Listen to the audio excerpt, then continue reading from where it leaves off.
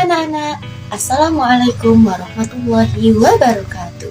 Bagaimana kabar kalian pada pagi hari ini? Insya Allah baik-baik saja ya.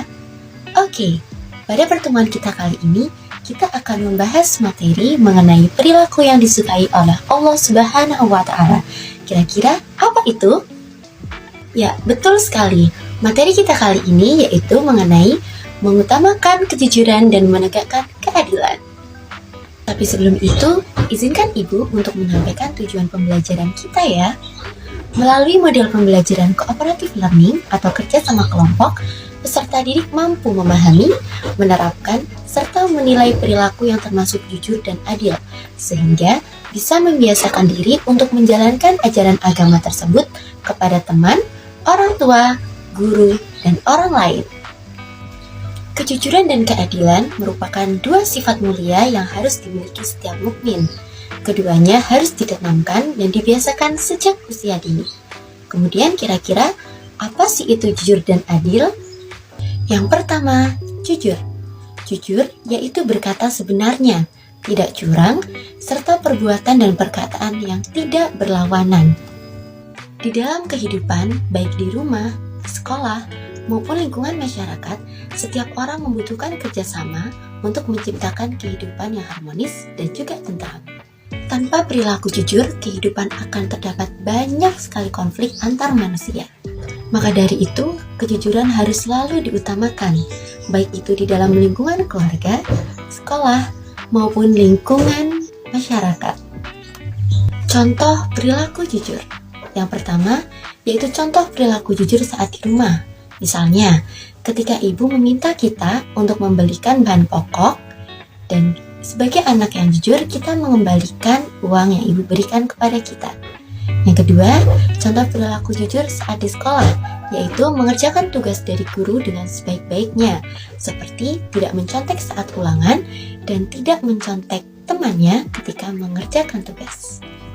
Kejujuran harus diutamakan dalam setiap pergaulan, baik di rumah, sekolah, maupun masyarakat. Kerugian akibat ketidakjujuran akan dirasakan oleh diri sendiri dan orang lain, karena seseorang yang tidak jujur akan sulit mendapat kepercayaan dari orang lain. Sementara, orang lain yang pernah dibohongi akan merasa kecewa dan juga sakit hati. Hal ini bisa kita ketahui bahwa kepercayaan tidak bisa dibeli dengan uang, dan kepercayaan akan muncul jika seseorang itu jujur.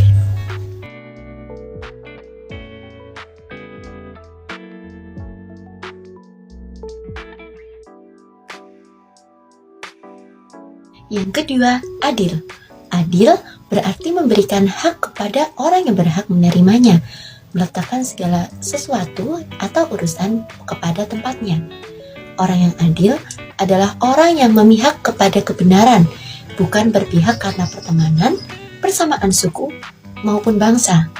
Karena Allah Subhanahu wa Ta'ala menegaskan bahwa kebencian terhadap suatu golongan atau individu janganlah menjadi pendorong untuk bertindak tidak adil. Contoh perilaku adil.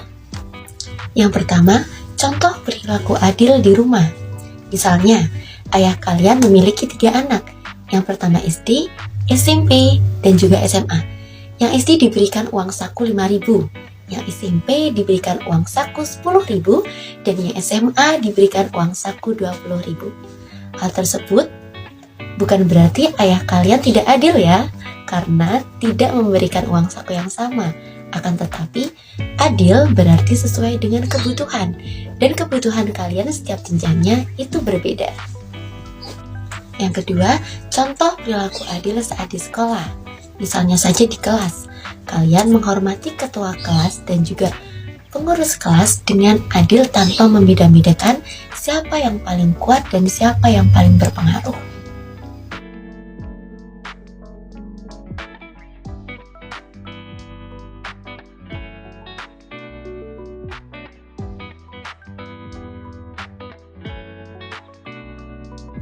Tidak terasa pembahasan kita sudah sampai ke manfaat jujur dan adil.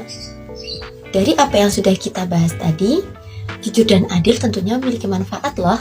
Yang pertama yaitu dipercaya oleh orang lain. Yang kedua, mulia di sisi Allah Subhanahu wa Ta'ala.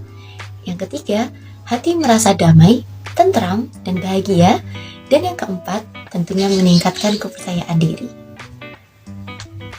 Nah, kesimpulannya, jujur dan adil merupakan akhlak mulia yang sangat dianjurkan oleh Allah Subhanahu wa Ta'ala. Keduanya akan membawa pelakunya meraih kebahagiaan di dunia dan di akhirat. Sungguh luar biasa, bukan? Masya Allah. Nah, bagaimana? Sudah paham belum dengan materi yang baru saja kita pelajari? Kalau belum, nanti bisa diputar kembali ya videonya ya. Cukup sekian ya materi kita pada pagi hari ini. Semoga bermanfaat. Dari Ibu meminta maaf setulus-tulusnya. Wabillahi taufiq wal hidayah. Wassalamualaikum warahmatullahi wabarakatuh.